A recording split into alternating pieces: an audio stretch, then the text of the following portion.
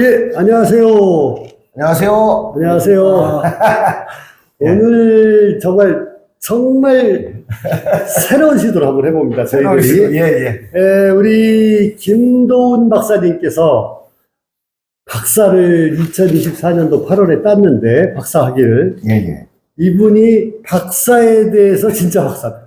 박사의 길을 알려주는 책. 그러네요. 대한민국에, 아니 어쩌면 세계에 이런 책은 없을 거라고 저는 생각을 하는데, 예. 알아야 박사를 하지라는 책을 냈거든요. 오늘 이 책을 놓고 저희들이 그 대화를 좀 하려고 하는데, 저를 포함해서 옆에 계신 우리 박동일 회장님 포함해서 일단 박사입니다. 박사입니다. 오늘 그 박사에 대한 얘기를 할 건데, 이제 사전에 저희가 양해를 구할 거는, 우리가 박사 학위의 그 연구 분야라든가 너무 광범위하고, 논문의 종류도 다양한데, 오늘 저희들이 말씀드리려고 하는 거는 직장을 다니는 사람들이, 그렇죠. 직장과 병행을 해서, 대학원에 등록을 해서 박사 학위를 따고자 하는 경우를 좀 한정을 하는 걸로 했고요. 특히 이제 학문 분야는 전업으로 그 대학원에 다니면서 전업 학생으로 하는 연구에서 하는 뭐 이공계 이런 쪽이 아니라 풀타임이 아니고 저희들은 인문사회 계열에서 공부를 하면서 그렇죠. 그러니까 본인이 직업을 가지고 생업을 하면서 그렇죠. 공부를 병행한 분들, 그런 분들의 얘기를, 그러니까 우리 세 사람이 그렇게 해서 학위를 땄고, 이 책도 그런 사람들을 위한 좋은 지침이 되는 내용을 담고 있습니다. 그래서 그거를 좀 사전에 거기다가 한 가지 더 붙이면 셋 다 이제 석사는 특수대학원을 했단 말이죠. 그렇죠. 그러니까 이제 특수대학원을 해서 큰 고생 안 했단 말이죠. 그렇죠. 일반 대학원처럼. 그렇죠. 그러니까 박사도 뭐 특수대학원은 이제 박사가 없는 거니까. 그렇죠. 그래서 큰 고생 안 하고 이제 석사를 따다 보니까 박사가 어려우면 얼마나 더 어렵겠냐. 그거보다 조금 거기 그거 하는 것만큼 에다가 이만큼 더 붙이면 하지 않겠냐라고 겁없이 덤벼들었다가 아주 그냥 큰 코를 다 잡은 사람들이에요.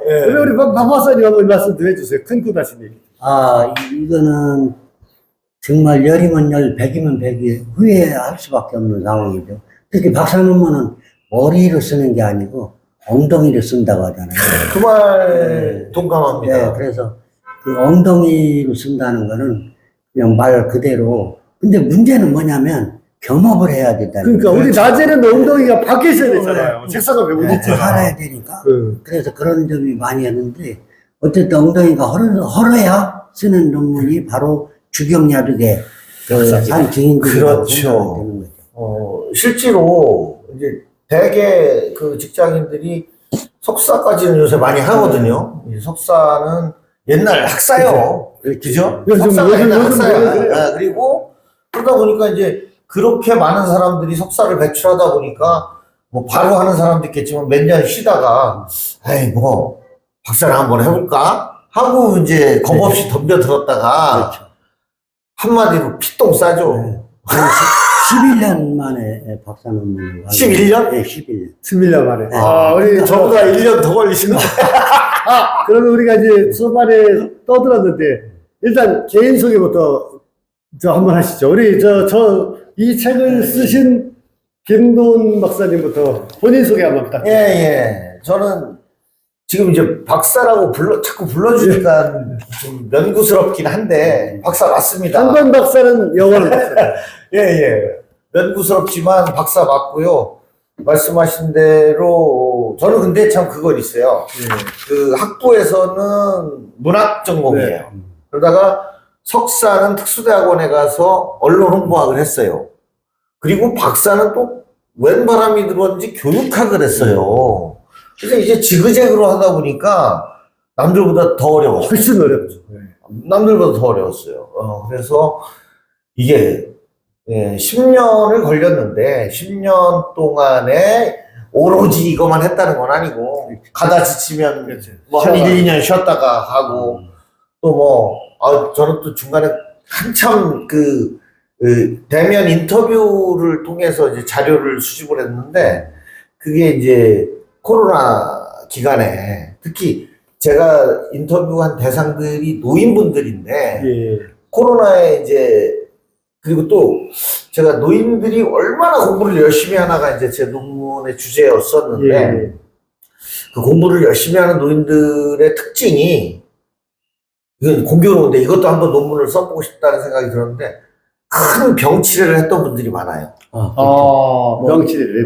그래서 병치레를 크게 했던 분들이 이제 완치된 이후에 무슨 동기인지는 잘 모르겠으나 그렇게 공부에 몰입하시더라고요. 스톱, 잠깐. 여기서 우리 시청자분이 궁금해 하실 것 같으니까, 우리 김 박사님의 학위 논문의 제목이 노년기 학습자의 평생학습 참여 지속에 관한 연구. 맞습니다. 얼마나 오래 학습을 하느냐, 예. 뭐 이런 연구를 한 그리고 거예요. 예. 그 지속하는 사람들의 특징이 뭐냐. 예. 이 사람들을 학습을 지속하게 하는 동기가 뭐냐.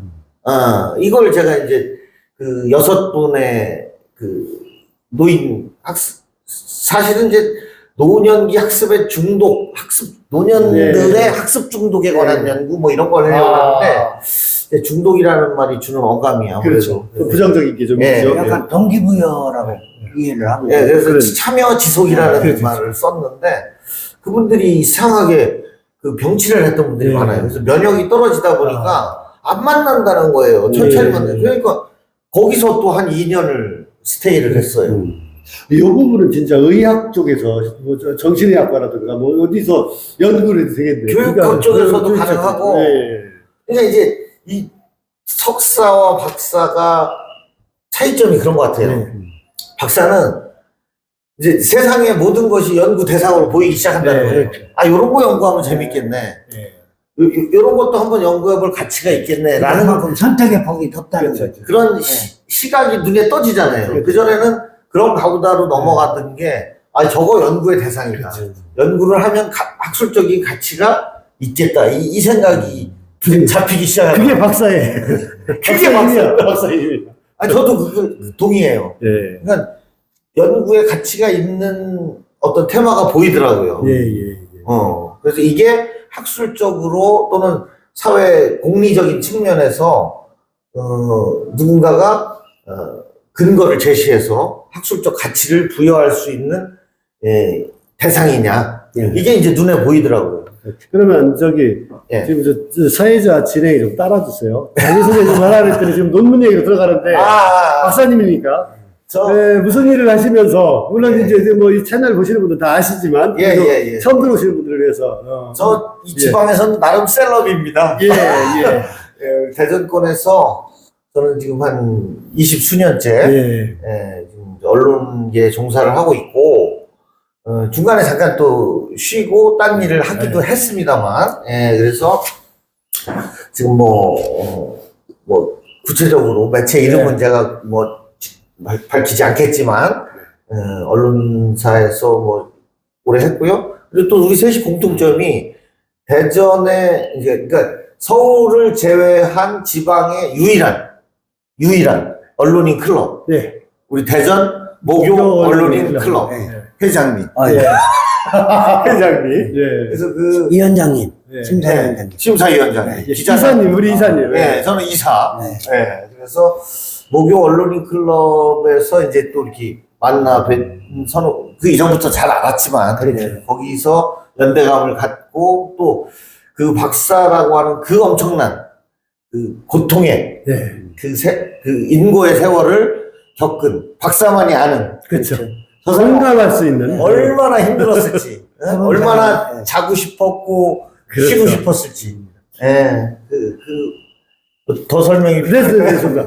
우리 박 박사님도 논문 이제 하시는 일과 또 그 논문에 대해서 또 간단하게 좀 설명을 한번 해주시면 우리 시청자님들의 아까 이해를 도울 것 처음에 같습니다. 말씀드린 대로 제가 11년 만에 논문을 완성하게 됐는데 이제 원래 15년도에 쓰려고 마음을 2015년도에 먹고 집중 뭐 기간을 잡고 이번에는 꼭 해야 되겠다. 또 학교에서도 얼른 끝내고 그렇죠. 뭐 대학원 좀 들어왔으면 좋겠다. 예. 라는 요구도 있었는데 그때마다 또 뭔 일이 터지는 거예요. 그때 마침 또 세종 정부청사로 발령이 나서 아, 또 시간적으로 여유가 일이 있어서 바빠졌구나. 예. 쓸 수 있겠다라고 생각을 했는데 시간적 여유하고 논문순하고는 또 별개예요. 예, 그래서 늦추다가 네. 퇴직하고 나서 비로소 취직하고 예. 퇴직하고 나서. 퇴직하고 나서 이제 산 넘어가면 네. 산, 예, 또 산 넘어가면 또 산. 네. 그렇습니다. 그래서 이제 이걸 한마디로 줄이면 결코 순탄치가 않았다는 않았구나. 거예요. 순탄치. 그러니까 논문 쓸 때만은 엉덩이를 좀 네. 붙이고서 쓸 수 네, 있었대요. 그렇죠. 근데 그 전에 직장 생활하면서는 참 바쁘셨을 테고 그러니까, 언론에 계시니까. 적어도 집중하는 기간은 적어도 예. 최소한의 1년이나 2년은 있어야 되겠다. 예.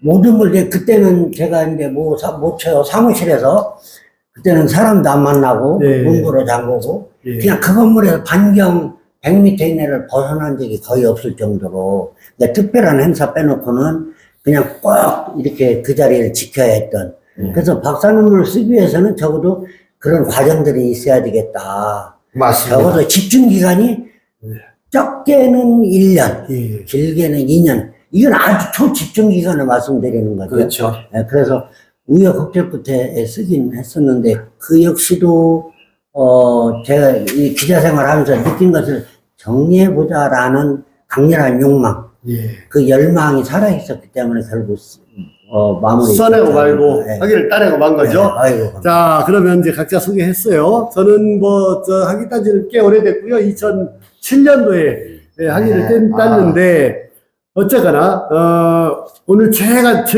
진행을 맡은 제가 제일 궁금한 게 뭐냐면, 김 박사님한테, 예. 왜 도대체 박사 딴 거는 알겠어요. 박사 딴 이유는 예. 지금까지 들어서 알겠는데, 왜 이 책을 쓰는지, 왜 도대체 이런 책을 쓰게 됐는지, 요거를 좀 물어보고 싶어요. 예.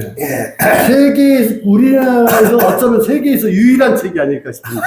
그런 생각이 드는데, 아니, 검증한 건 없습니다. 예. 제가 이 책을 쓰기 위해서 이 책을 쓰게 된 배경부터 말씀을 드리면 논문을 통과해서 도장을 받고 그죠? 도장을 받고 아이고 수고하셨습니다 김 박사님 소리 나오는데 어때? 눈물이 짜르르. 핑 돌자. 내가 이거 도장 받았구나 진짜. 눈물이 핑 돌죠. 예. 그러면서 정말 그 수개월 동안 그 하루에 3시간씩 자고 이렇게 하면서 고생했던 게 막 생각나고 그러더라고요. 근데 그 와중에 느꼈던 건 뭐냐면 하니까 이렇게 하는 거였구나. 지나고 나니까. 근데 나는 이걸 몰라가지고 막 산속에서 헤맸구나. 여기 길이 있는 건데 내비게이션이 가는 길이 있었는데, 이걸 알았으면 이렇게 10년씩 고생을 안 하고 이렇게 가는 건데 내가 이걸 몰라서 만약에 이제 그 풀타임 학생들처럼 늘 학교에 있고 그렇죠. 늘 연구실에서 교수하고 대면하고 뭐 이렇게 하면서 늘 일상이 논문 쓰는 거 연구하는 거에 포커스가 맞춰져 있으면 그렇지, 그러면 상관없어. 뭐 가능할 텐데 이게 이제 그 고생을 해서 돌아와 보니까 이제 이 길이 보이는 거예요. 내가 지나온 길이. 그렇죠.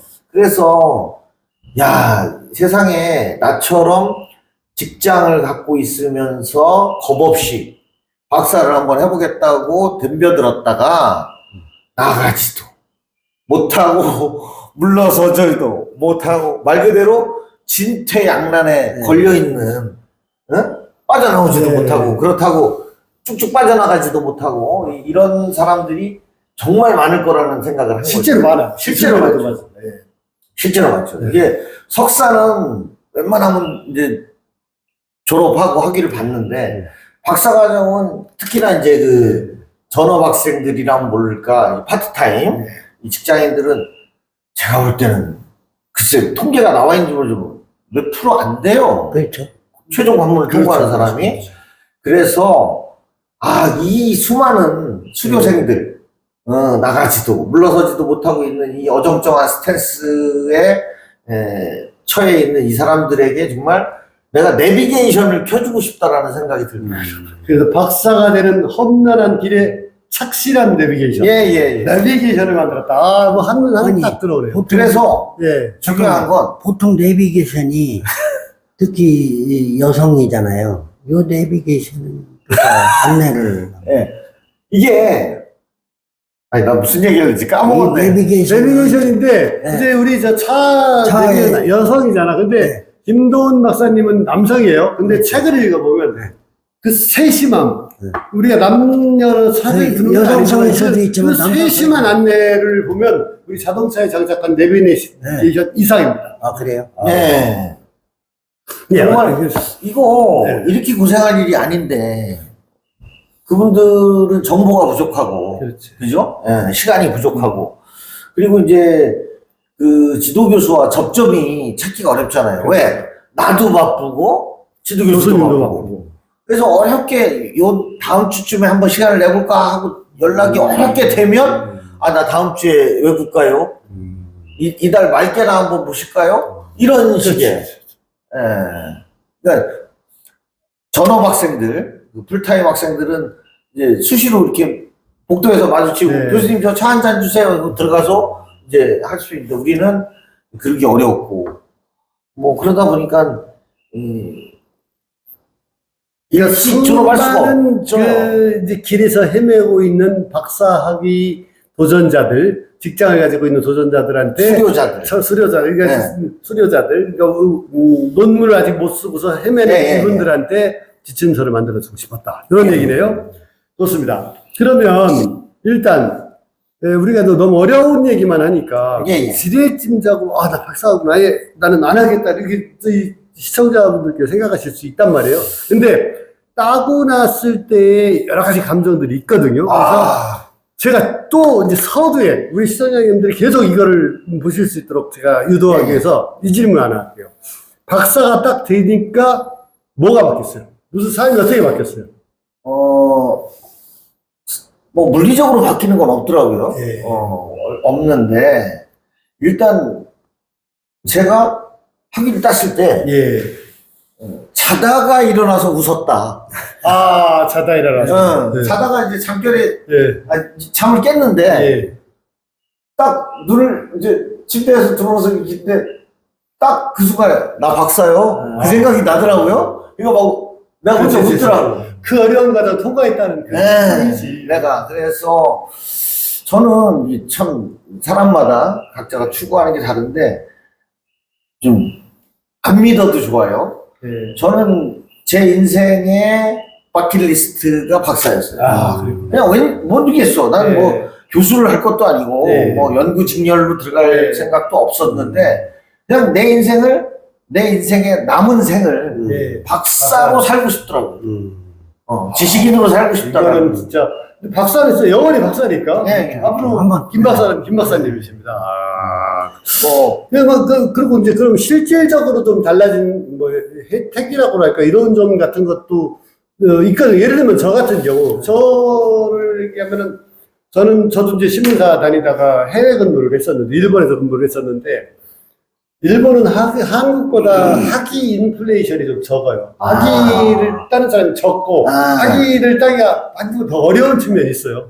제가 명함에다가 박사학위, 경영학 박사학위 딱 써가지고 딱 주면 반응이 달라요. 일단 다시 한번 쳐다보기도 하고 뭐 이거는 이제 사소한데 경험이고 실질적으로 보면 제가 이제 기자 생활을 하다가 여러 기관을 다니고 하다 보면 저한테 강의 기회를 만들어주는 경우도 있고, 만들어지는 경우도 있어, 제 전문성을 가지고. 그 기관 내에서 협의를 해서 나를 강사로 최종 선정할 때 학위가 있다라는 게 훨씬 이 사람을 누가 추천할 때, 뽑을 때, 합당한 이제 입증 자료가 되잖아요. 그런 측면에서도 도움이 되고, 뭐 여러 가지 측면에서 도움이 된다고 생각이 됩니다. 저 같은 경우도 일단 학위를 따니까 이제 그 편물 비슷한 게 날라오잖아요. SNS를 통해서 이제 딱 날라와서 국가 그 인재 통합인재단에 포함되었다는 그 문자를 받았을 때 저도 기분이 좀 상당히 묵직했던 그런 순간이 있었던 것 같고 박사를 이렇게 받아보니까 딴 것보다도 앞으로는 이보다 더 어려운 일은 없겠다라고 생각이 들었고 그리고 모든 일을 닥쳐도 이렇게 푸는 방식이 보여요. 이제는 운동을 하나를 잘하면 다른 것도 이게 이뤄가는 과정을 알기 때문에 쉽다고 하잖아요. 근데 이걸 해보니까 뭐 예를 들면 무슨 난제가 있어도 걱정이 안 돼. 아, 이제 푸는 방식이 입력이 된 거잖아요. 우리가 그렇죠. 수많은 그 어떤 수정 작업, 네. 네, 그리고 부딪히는 과정 속에서 우리가 산속에서 내려온 돌덩어리가 강으로 내려가고 또 바다로 가서 이렇게 모난돌에서 둥그런들이 있잖아요. 이거 이제 부딪혀 보면 걱정이 안 되는 거야. 예를 들면 뭐를 해줬으면 좋겠다. 무슨 부탁을 받아도 걱정이 하나도 안 돼. 왜냐하면 그런 과정 통해서 이미 단련이 돼 있다는 거예요. 이게 저한테는 큰 재산입니다. 앞으로도 뭔 일이 생기더라도 걱정이 안 돼. 직장인들이 예. 이제 퇴직이 10년, 5년, 4년, 3년이 다가오면 불안감을 느끼잖아요. 그렇죠. 불안하거든. 그래서 이분들이 준비하는 게 무슨 주택관리사 자격증 따고. 그렇죠. 써먹지도 않을 거면서 부동산 공인중개사 일단 따봐. 또 어떤 분들은 전기자 기사 맞아요. 뭐 이런 걸 따잖아요. 근데 저는 이왕 딸 거면 좀 더 튼튼한 갑옷을 한번 입어보자 해서 저는 이걸 했어요. 근데 이걸로 제2의 인생을 살겠다는 생각 자체는 안 했는데 그냥 막연히 하고 싶었어요. 근데 하고 나니까 든든해요. 예. 내가 나가서 무슨 일이라도 할 수 있을 것 같고 이제 그렇잖아요. 그러니까. 자연스럽게 찾아오는 어떤 기회가 준비를 해서 자격을 갖추고 있는 사람은 그 기회를 잡을 수 있지만 그렇죠. 핵심이 거기 있습니다. 예. 근데 준비가 안 돼 있는 사람은 정말 절호의 기회가 찾아왔을 때 나 그거 없는데 하면 날라가는 것 거죠. 때문에. 그래서 지금 당장 뭘 하고 싶다는 건 없지만 예. 이 학위가 내 인생의 후반기에 뭔가 한번 큰 선물을 주지 않을까 하는 예. 막연함 같은 예. 거 있고요. 그 든든함 같은 거. 그리고 이제 저는 어머니가 얼마 전에 작고를 하셨는데 어머니 생전에 우리 집안에 박사가 난 걸 한번 꼭 보여드리고 싶어요. 아, 이것도 참 중요한. 네, 그래서 어머니 모시고 스튜디오에 가서 이제 촬영하고 했는데 그 이듬해 아니, 저도 똑같은 느낌인데, 저도 박사학위 찍은 날, 딴 날, 부모님 모시고 가서 다 같이 찍은 사진을, 작고하신 아버지까지 찍은 사진을 우리 집 거실에 지금까지 다 모셔놓고 걸어놓고 있는데, 늘 볼 때마다 새로운 느낌이 들고, 특히 우리 부모님이 만족해 하시던 그 모습이. 그래서 저도 그 펜은 만들었는데 그거 말고 왜 현수막지 거기 가서 일부러 크게 현수막으로 그 부직포에다가 찍어달라고 그래가지고 어머니 안방에다 걸어드렸어요. 아, 그러셨구나. 왜냐면 이제 엄마 친구들 놀러 오시잖아. 큰 효도 하신 거예요? 나는 그게 효도라고 생각한 그러니까 거예요. 그게 효도예요. 그게 부모님이 우리 아들이 박사학위다, 박사다라는 생각을 하시는 것과 안 하시는 것과 그게 또 무덤에도 만약에 돌아가시게 되면 그 무덤에 이제 박사라는 게 딱 들어가잖아요. 그렇죠. 그 옛날 벼슬나치들이 그렇죠. 학생인 것과 학생 두 분씩에서 그렇죠. 현고 박사죠. 그리고 이게 지금은 이제 그 사회가 이제 개방화되면서 그런 이제 제약이 없어졌는데 과거에는 왜 그 죽은 사람의 무덤 앞에 이 묘비석 세우잖아요. 그게 이제 일정 당상관이든가 이상을 했을 때 갓을 씌운다는 거예요. 맞아요. 비석 위에. 그리고 그 벼슬을 못한 사람은 그냥 평 비석. 그런데 박사는 그걸 세울 수 있다고 해요. 그리고 지방에다가도 현고 박사라고 해주고 비석에다가도 무슨 박사. 근데 죽어서 살아서 보장을 받지만 죽어서까지 보장을 받는다. 그러니까 저도 아까 그런 얘기를 했지만 현직의 어떤 뭐 기관장도 좋고 무슨 특정 직함을 받은 사람도 현직에서 물러남과 동시에 그 직함은 전 어디 교장, 전 어디 경찰서장 이렇게 부르는 건데 박사는 전이 전 없습니다. 박사는 없죠. 성이 전시인 사람이 전 박사는. 그냥 죽는 그날까지. 예, 그게 좋더라고요, 저는. 네, 하여튼 뭐 그런 거 요약을 해보면 그런 개인적인 만족감과 이런 것도 있고 어떤 문제에 부닥쳤을 때 대응 능력이 커지고 특히 연구 능력이 커지고 연구 능력이 커지고. 이런 것들을 이제 박사님들이 말씀을 해주셨는데 자 조금 세부적인 내용으로 좀 들어갈게요. 예, 이제부터 이 책 공부를 해야 됩니다. 책 얘기로 갑니다. 네, 책 얘기로 갑니다. 들어가셔야 됩니다. 예.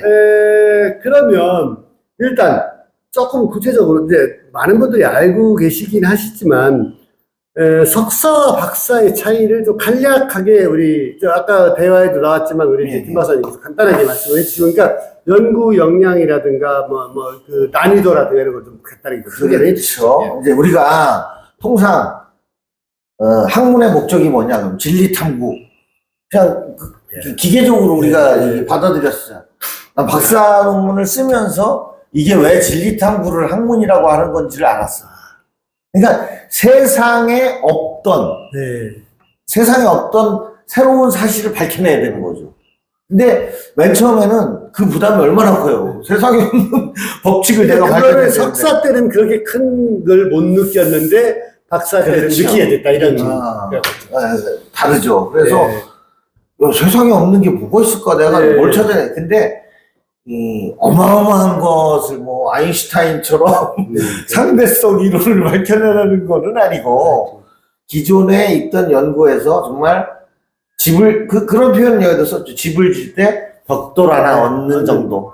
그러니까 이제 실제로 노년 우리 이제 연세 드신 분 공부하시는 분들이 평생 학습을 시도를 해요. 근데 이분들이 얼마나 가느냐, 뭐 어떻게 지속되느냐 이거를 연구하는 거는 제가 봐도 다른 분들은 안 했던 연구 분야가 아닌가는. 그러니까 이제 예컨대 뭐 시간 많고 옛날에 그 연금 빵빵하게 타는 사람들 뭐 가서 에어컨 틀어주고 좋은 말 듣고 하면은 좋지 뭐 이렇게 얘기하는 건 연구가 아니잖아요. 그렇죠. 실제로 그 사람이 그런 마음을 가졌는지 집중적인 탐구를 통해서 인터뷰를 하고 실증을 해 보여야죠. 그게 연구인 거죠. 예, 알겠습니다. 조금 이제 구체적인 거 특수대학원과 일반대학원의 차이. 아까 사실 특수대학원에 대해서 우리 김 박사님이 최근에는 특수대학원에도 박사학위는 있어요. 최근에 몇몇 대학원 있는데 어쨌거나 그렇긴 한데 특수대학원과 일반대학원의 일반적인 차이는 제가 간단하게 하고 넘어갈게요. 왜냐하면 특수대학원은 대략 야간에 개설이 되고 직장 생활을 하는 사람들이 재교육을 할 수 있도록 설치한 교육과정으로 제가 이해를 하고 있고 일반 대학원은 전업 학생들을 위해서 그러니까 오로지 공부만 연구 분야에 투입해서 만든 출신할 사람 그런 대학원이 이제 일반 대학원이라고 볼 수 있고 대부분의 박사과정들은 일반 대학원 무조건 일반 대학원. 네. 만든 그런 차이가 있습니다. 특수대학원에서 배출하는 석사 인원이 워낙 많다 보니까 박사 도전자들이 또 그만큼 많아지는 거죠. 그런데 특수대학원 생각하고 들어왔다가 이제 큰코 다치고 졸업을 못하고 수료해서 머무는 그런 사례가 워낙에 많은 거죠. 그래서 아까 말씀한 것까지 요약을 하면 특수대학원, 소위 말하는 직장인들에서 야간에 개설하는 대학원에서 석사과정을 좀 비교적 큰 부담 없이 최근에는 논문을 안 쓰고 졸업하는 과정까지 있어요. 졸업하고서 더 많아서 섣불리 일반 대학원의 박사과정에 도전하는 건 좀 위험한 부분도 있을 수 있다는 걸 좀 기억을 해주셨으면 좋겠다고. 그래서 그분들이 이걸 읽어야 되는 거죠. 특수대학원과 이거는 전혀 다른 거다. 논문이란 무엇인가? 학문의 목적을 진로 탐구라고 말을 하는데 그 까닭이 무엇이냐? 뭐 이런 우리 이제 박사한테 물을 수 있는 질문들을 제가 두 개를 한꺼번에 드릴 텐데 논문은 뭐냐? 좀 짧게. 그러니까 이제 우리가 그러할 것이다. 요새 애들은 왜 싸가지가 없는가? 요새 애들이 뭐 고생을 안 해서 그래. 이렇게 우리가 이제 통념적으로 얘기하는데 이거는 학술적으로 증명된 게 아니거든요. 그렇죠. 근데 이 박사는 그걸 학술적으로 입증해 보여야 되는 거죠. 이게 이러한 원인에 의해서 이러한 그 연령대별로 세상을 보는 시각이라든가 태도가 예. 이런 원인 때문에 바뀌어서 그 윗세대들의 보기에 예. 소위 말해서 싸가지가 없이 보이는 거다라는 걸 학술적으로 증명해 보여요. 증명이 중요한 거죠. 예. 그런 완성된 하나의 그걸 논문이라고 얘기합니다. 그러니까 예. 가설에서 끝나지 않고 실증적인 실험을 통해서 데이터를 가지고 그걸 입증해 보여야 되는 거죠. 저는 이제 집 짓는 거에 비교를 하고 싶은데, 집 짓는 게 그냥 아파트처럼 쭉쭉 예. 찍어내는 게 논문이 아니라, 예. 단독주택처럼 설계도 하고, 그렇죠. 계획도 하고, 또 설계도대로 지어내는 거. 그리고 지어냈을 때 근사하다라고 증명. 그리고 옆집이 다들 달라야 되고, 그죠? 네. 똑같은 집이죠. 네, 똑같은 집. 아파트처럼 네. 똑같이 져서 똑같은 집 만들. 그래서 유사 논문에서 자의 지탄을 받는 게 똑같이 찍어내놓고 그렇죠. 다르다. 그렇죠. 네, 타일을 따는 거 썼기 그렇죠. 때문에 다르다. 이런 차원이 아니다. 타임만 살짝 바꾸고서 네. 내 논문이라고 얘기하는 사람도 있죠. 각자 사는 집 단독주택인데 네. 독특한 개성과 특성이 있어야 된다. 그것을 객관적으로 인정을 받아야 된다. 이런 차원을 볼 때 맞습니다. 이야, 박사님 잘하시는 비유가 너무 나 이거 어디 가서 써먹을래. 어디 가서. 예. 아, 좋습니다. 또 한 수 배웠습니다. 예, 한수 배웠습니다. 그리고 이제 우리가 또 이 책에 내용이 나오긴 합니다만 소개를 좀 여쭤보고 싶은 게 예. 우리가 이제 석사도 그렇고 박사도 그렇고 뭐 학사도 그렇고 일정 학점을 따야 되잖아요. 그렇죠. 수업을 듣고 예. 요것과 논문을 또 써야 되잖아요. 예, 예. 요 과정과 차이를 좀 간단하게 설명해 주세요. 그러니까 이제 그 박사 과정에 들어온 특히 직장인들은 이 코스웍에 집중한다고요. 예. 그 그렇죠. 학점 따는 거. 그렇죠. 근데 그거는 세월이 지나면 다 따게 돼 있어요. 근데 그러면 이제 수료가 되는 건데, 그 수료를 하고 거기서부터 이제 앞으로 못 나가는 거죠. 논문으로 가지고. 네. 근데 사실 그 모든 과정은 논문을 쓰기 위한 사실은 워밍업이거든요. 혼자서 연구 주제를 잡고 실증적인 실험을 통해서 연구를 입증해 보여서 그거를 결과물로 낼 수 있는 네. 논문으로 요 훈련 과정을 이제 마스터해서 네. 이 사람은 혼자서 연구 주제를 찾아서 연구를 해서 성과물을 낼 수 있는 사람이다. 그래서 이제 자격증을 주는 거거든요. 예. 그래서 이 박사는 연구할 수 있는 사람이다. 네. 그리고 그것을 논문으로 표출할 수 있는 사람이다. 그러니까 제 질문과 연이어서 이렇게 얘기하면 이제 코스웍은 그 논문을 쓸 수 있는 역량을 키우는 학교 과정이기 때문에 그거는 이제 정해진 시간대를 거쳐야 되고 사실은 이제 근데 그 어느 정도 인고만 하면 코스웍 과정에서 논문 쓰기 과정을 한두 강좌는 있죠. 그렇죠, 있죠. 한두 강좌는 있는데 그걸 A부터 Z까지 논문 쓰는 과정을 소개해 주는 건 없죠. 자기가 계속적으로 연구하고 탐구하고 익히는 거죠. 예. 그 과정이 너무 어렵죠. 근데 저 같은 경우를 이렇게 딱 보니까 이 코스웍도 마찬가지고 논문도 마찬가지인데 이 워밍업 단계에서 그냥 주지 않는 경우가 많거든요. 네. 여기서 과제 몇 개를 주면 그걸 이 능수능란하게 처리를 해야 되거든 사실. 근데 문제는 뭐냐? 들어가서 하면은 안 된다. 미리미리 박사과정은 들어가기 전에 미리 어느 정도 준비가 돼 있어야 된다.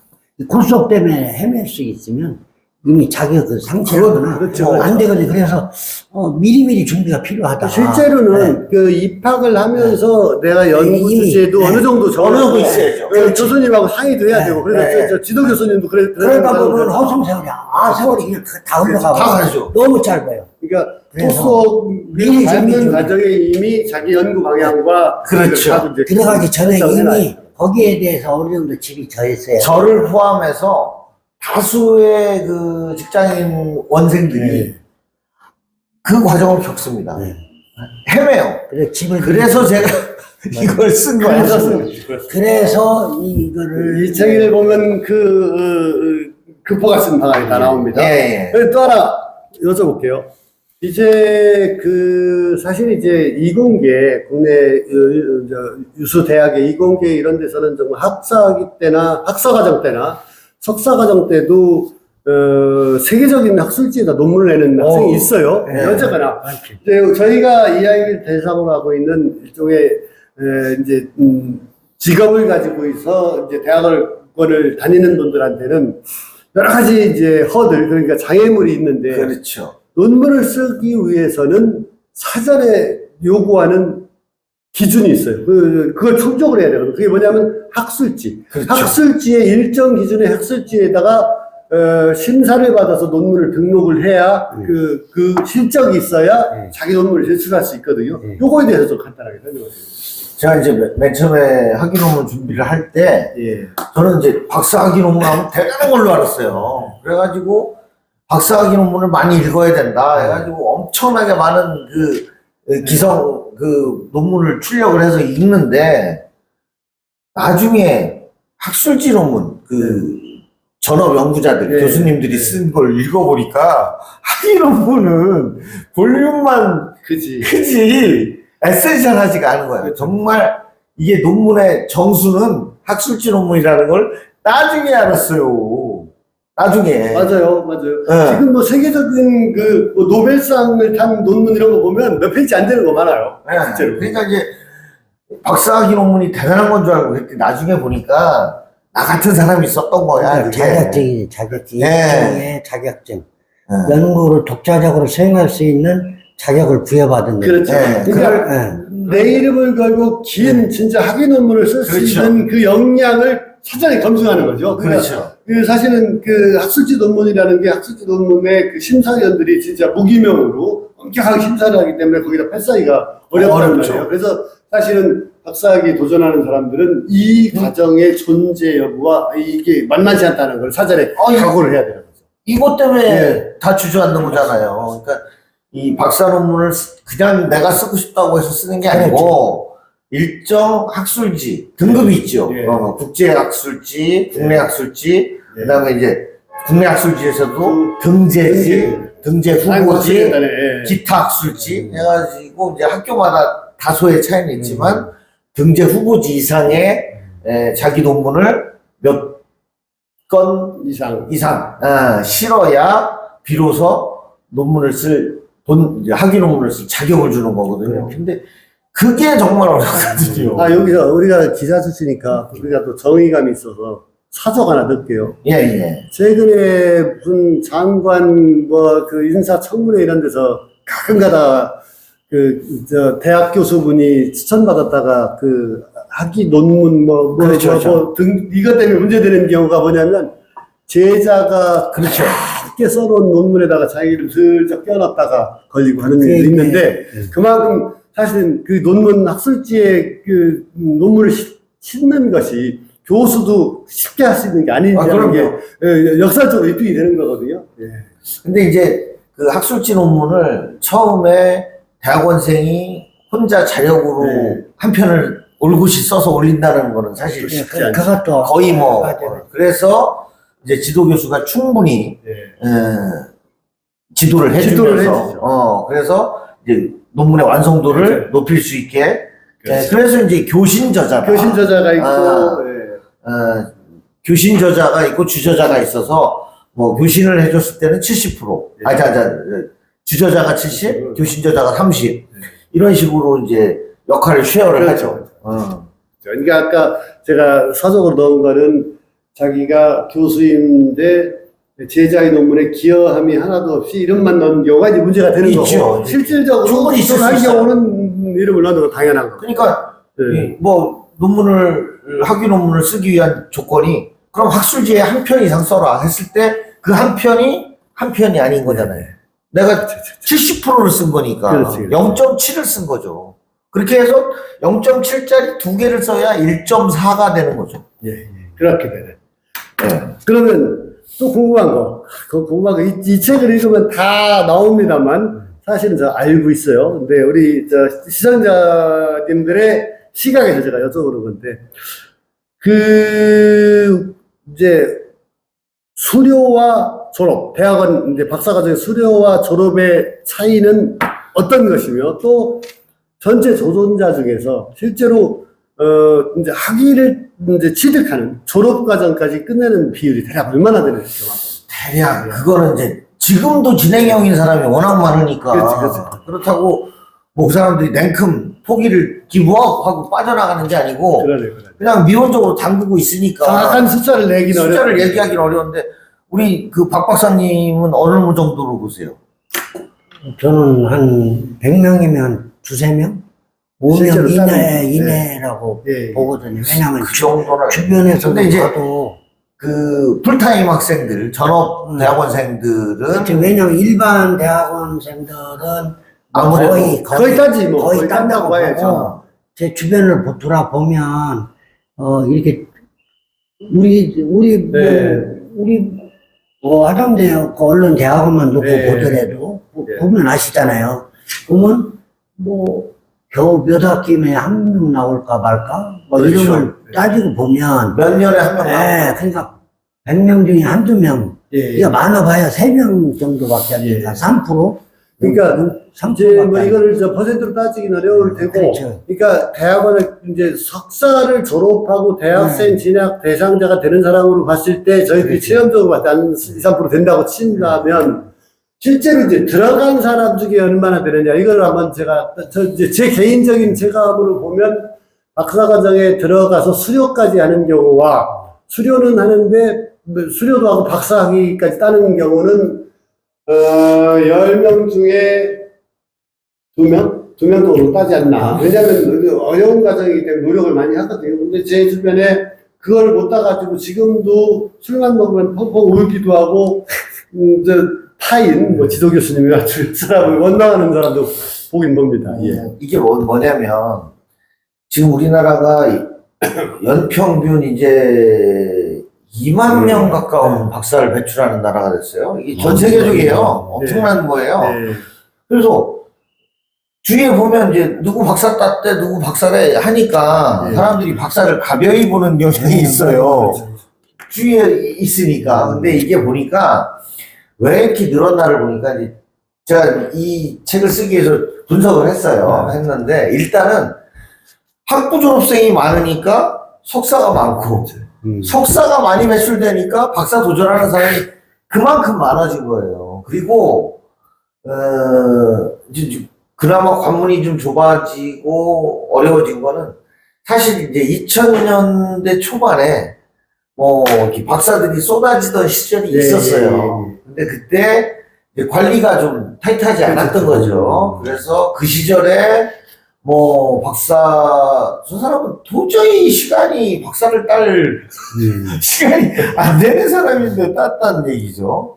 그래서 이제 그런 일이 비일비재하다 보니까 교육부에서 이제 관리를 굉장히 강화했죠. 그래서 2010년대 이후에는 뭐 굉장히 관리가 강화된 것 같고, 일단 뭐 배출되는 인원이 굉장히 많아졌죠. 그리고 또 하나는 과거에는 교수를 하거나 무슨 연구직렬에 들어가기 위해서는 반드시 외국, 미국을 갔다 와야 된다. 이게 강했었거든요. 그렇죠. 저기 질문 드리려고 그랬어. 국내 박사와 해외 박사. 지금 국내의 연구 역량이 굉장히 높아졌어요. 국내 연구 역량이 굉장히 높아졌고, 그리고 자료 성모도 전 세계 어디 거를 입수할 수 있잖아. 그래서 과거처럼 무작정 해외로 비행기 타고 나가고 미국으로 가는 그 박사보다 국내의 유수한 대학에서 박사과정에 도전하는 그 인재들이 그만큼 많아졌다라는 거. 굉장히 공적이고. 그렇죠. 그거는 우리가 좀 역추적 해볼 필요가 있다고 보는데요. 일단은 해외에서 옛날에는 이제 예를 들면 우리 어려서는 뭐 포도자동차 사례라든지 그러니까 해외 선진 기업들의 그 기업 성공 사례를 병행해서 너도 이제 부정을 병행을 이렇게 했는데 보니까 지금은 현대라든지 삼성 오히려 해외 유수대학에서 이쪽을 연구하게 하고 한국을 연구하게 그 사람들이 그거에 맞들려 갖고 한국 와서 박사를 따가자는 거예요. 그러니까 맞습니다. 그래서 격세지감을 느끼는 거죠. 해외파보다 이제 국내파가 급격히 늘어나기 시작한 거고, 그 다음에 이제 또 하나는 특수대학원이 워낙 이제 직장인의 어떤 그 업무 재교육을 위해서 이제 그 분야별 특수대학원들이 뭐 교육대학원, 산업대학원, 경영대학원 뭐 이런 특수대학원들이 많이 생겼는데 그쪽 출신들이 이제 그 옛날에는 특수대원들은 만약에 박사를 하고 싶으면 일반 대원을 다시 밟아야 됐었거든요. 그렇죠. 그러다가 이제는 네. 특수대원 출신들한테도 문을 열어준 거죠. 그래서 특수대원 출신들이 워낙 많이 박사과정에 도전을 하다 보니 또 그 중에 이제 패스되는 사람도 있고 해서 전체적으로는 배출되는 박사 수가 뭐 지금 세계적이죠. 연간 한 2만 명 가까이 되는 우리가 것 같은데. 박사학위가 하기 이제 취득자가 많다고는 하지만 제가 까먹기 전에 우리 시청자분들한테 꼭 드리고 싶은 말씀이 있어요. 우리가 박사가 너무 많다는 이 상황을 잘못 오해를 해서 한국에서는 박사학위를 따기가 너무 쉽다거나 뭐 저는 박사 딴 거 아무것도 아니라든가 박사를 거저로 따온 거다라고 오해하는 경우가 있는데 여기 좀 아까 들으셨죠? 정말 최종 인가했을 때 눈물이 쏟아질 정도로 애써서 한다는 거 이거 다시 한번 말씀드리고 또 하나 이거 제가 지금 드린 말씀과 연관돼서 또 하나 이제 우리 김 박사님한테 여쭤보고 싶은 게 뭐냐면 대학원에 다닐 때 이제 교수님들 그 학과의 교수님들한테 이제 주로 수업을 많이 받고 지도를 받습니다만 제일 중요한 분이 지도교수예요. 아니, 지도교수의 존재, 지도교수의 관계 이거에 대해서 좀 제가 이제 이 5개 장으로 이 책을 썼는데 지도교수를 하나의 챕터로 뺐어요. 네. 지도교수란 무엇이고 그만큼 중요하다. 아니 뭐 절대적이죠. 예. 절대적이죠. 예, 예. 내 생사 여탈권을 갖고 있는 거죠. 그렇죠. 그러니까 고용주인 사장이 피고주인 직원을 자르는 거는 사실 쉽지 않아요. 근데 대학원 지도교수가 박사학위자들한테 학위 안 주는 건 훨씬 쉬워. 그래서 진짜 하고 있어. 이제 저는 실제 경험을 여기다 넣었는데 예컨대 이제 뭐 인터넷에 지도교수라는 키워드로 치면 뭐 내가 노예처럼 당했다 뭐 이런 글들이 많이 자극적인 말이 있어요. 그렇죠. 근데 제가 경험한 교수분들은 역시나 지식인이고 인격자였어요. 네, 네. 대부분 예. 안 그런 사람도 있겠지만 네. 그래서 정말 굉장히 그 비약적으로 그 인터넷에 떠돌고 뭐 네. 성희롱을 당했다, 예. 착취를 당했다는 사례도 있겠지만 지도 교수님들 대개는 굉장히 합리적이고 제자를 진정 많이 챙겨주십니다. 그래서 저도 정말 고맙더라고요. 나중에 논문 쓸 때 막 제가 정말 고맙습니다. 이제 우리 시청자님들한테 그러니까 지도 교수님과는 대략 어떻게 관계를 맺는 게 좋을 건지, 그러니까 어떤 예의를 갖추는 것부터 학문 지도를 받는 거에 대해서 한번 좀 어드바이스 한번 해주시면. 저희 같이 이제 직장 다니고 이제 뭐 40, 50대에 도전을 시작하면 저 같은 경우에는 제 지도 교수님이 저보다 제가 정확하게 나이 안 따져봤어요. 근데 뭐 10살 이상 적습니다. 예. 그러나 지도 교수죠. 예. 실제 대화를 나누고 수업을 같이 해보고 연구를 같이 진행하다 보면 이 학문적인 어떤 그 편차가 어마어마하다는 걸 느껴요. 공부 정말 많이 했구나. 이제 그러면 저절로 그냥 존경심이 생기는데. 그 지도 교수님 하면 예. 우리가 이제 딱 느끼는 게 뭐냐면 그 분야에 특화진 분들이에요. 그럼요. 왜냐하면 수년 동안 예. 대학 교수를 하면서 논문 지도 교수를 대부분 바로 하기 때문에 너무 축적이기 때문에 논문 쓰려는 사람들이 무슨 생각을 가지고 넘사벽이죠. 그걸 다 깨고 있단 말이에요. 그러니까 무엇보다도 협업, 어떤 주제를 놓고 공통된 그 점을 찾아내는 거, 그게 가장 중요하죠. 제가 이 책에도 그런 내용을 하나 썼는데, 제가 이제 고등학교를 다니다가 대학에 가서, 대학 수업은 얼마나 다이나믹하고, 정말 하이클래스 할까, 굉장히 기대를 했는데, 대학 가서 수업을 받아보니까 수업의 질이 많이 떨어지더라고요. 왜 이렇게 수업을 못하지? 왜 이렇게 저분은 설명을 못하지? 하는 답답함을 많이 느꼈어요.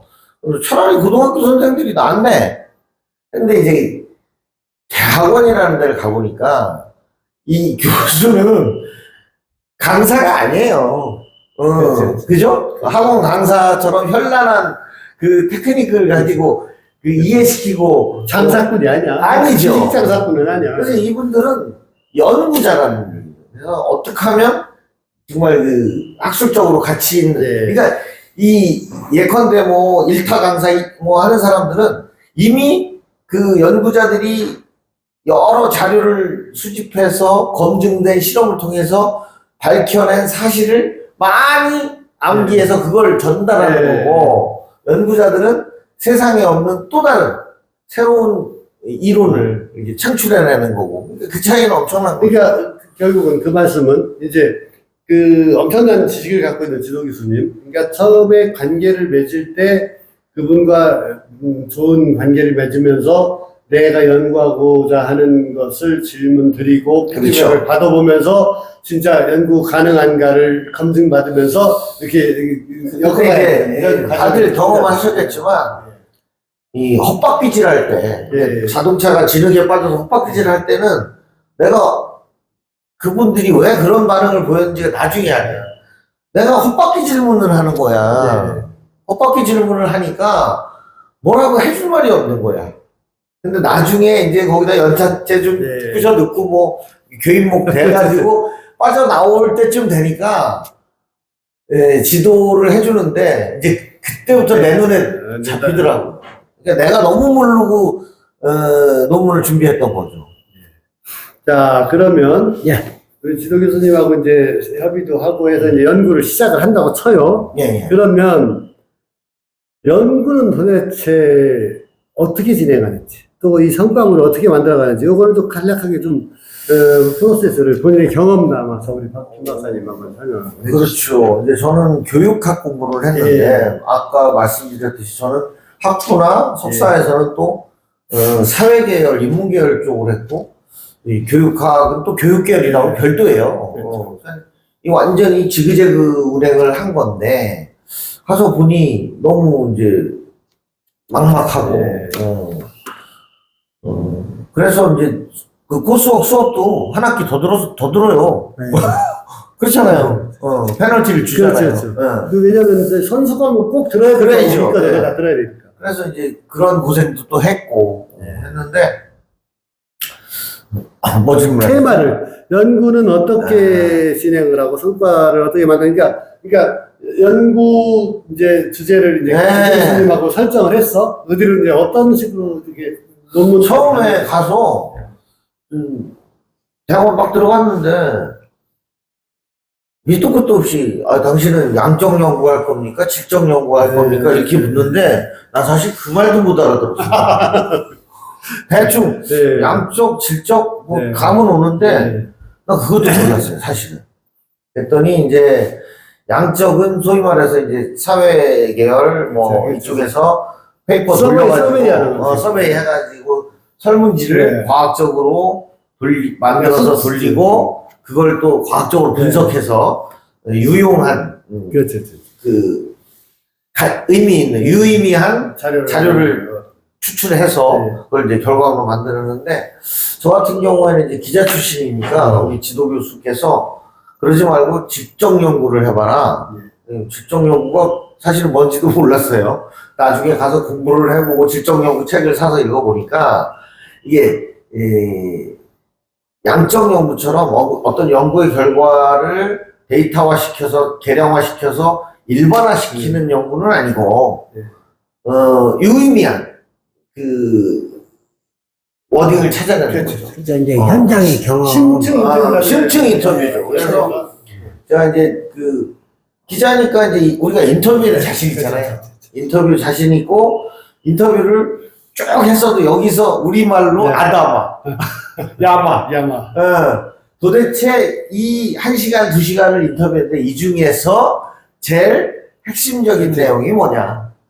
이거를 추출해내는 능력이 우리가 암암리에 몸에 익숙해 있더라고요. 이렇게 언론인으로서 활동하면서. 네. 그게 우리가 굉장히 그래서 그나마 그 어렵다는 논문 제작 과정을 작성 과정을 현업에서 익힌 그 노하우를 통해서 제가 극복하지 않았나. 이렇게 생각합니다. 그러니까 이제 아마 우리 시청자님들도 생각을 해보시면, 그러니까 연구 방법, 우리가 이 인문 사회계열, 교육계열 이쪽으로 보면 되게 그런 양적인, 그러니까 뭐 그렇죠. 서베이야. 서베이를 해서 통계 수치를 내서 하는 조사가 있고, 네. 심층 인터뷰라든가 이런 걸 통해서 그 안에 있는 내용이나 키워드를 찾아가는 그런 연구가 있는데, 이거는 이제 연구의 테마나 이런 거에 따라서 아마 선택할 것이고, 네. 지도 교수님과 선생님의 그렇죠. 차이라면 될 거라는 생각이 들고요. 또 하나, 이거 핵심적인 얘기인데, 요새 이거 함부로 했다가 인생 절단하는 사람도 많습니다. 표절. 요새 표절 걸르는 장치가 워낙 많아서 요즘 나오는 논문에 표절이 있기는 어려울 거라고 보는데, 얼마 전까지 정말 많았는데, 최근까지 특히 그 직업을 가지고 있는 사람들이 대학원을 다니면서 논문을 쓸 시간이 충분하지 않다 보니까 남의 논문을 출처 표기 없이 갖다 쓰거나 많았거든요. 요즘 가장 최근에 가장 줄었으니까 요즘 어느 정도로 이 그 표절에 대해서 엄격한지를 좀 한번. 저도 이제 네. 그 정도일 줄은 몰랐는데 그 표절기에다 넣고 돌리니까 정말 이 잡듯이 잡아내던데요. 난 놀랬어요. 그래서 통상 앞선 연구자들의 논문을 참고해서 이제 참고 쓰잖아요. 네. 출처를 밝히고. 그래서 이제 그 한 편의 논문에서 15%를 인정해 주더라고요. 15%까지는 이거 공부한 거다. 네. 남의 연구를 참고해서 공부한 거다. 근데 이제 15%가 넘어가면 곤란해지죠. 근데 그 특정, 제가 이제 기술적이고 모르겠지만, 뭐, 돌린다고 그러더라고요. 그 표절기에다 돌리니까, 정말, 야, 나 이렇게까지 잡아내는 줄. 그러니까, 빅데이터죠. 그렇죠. 전국에 있는, 세계적으로 있는 논문을 다 돌려가지고, 이 논문과의 비교, 그렇죠. 경찰을 있는지 찾는 거죠. 근데 저는 4% 나왔습니다. 네. 그럼 이제, 네.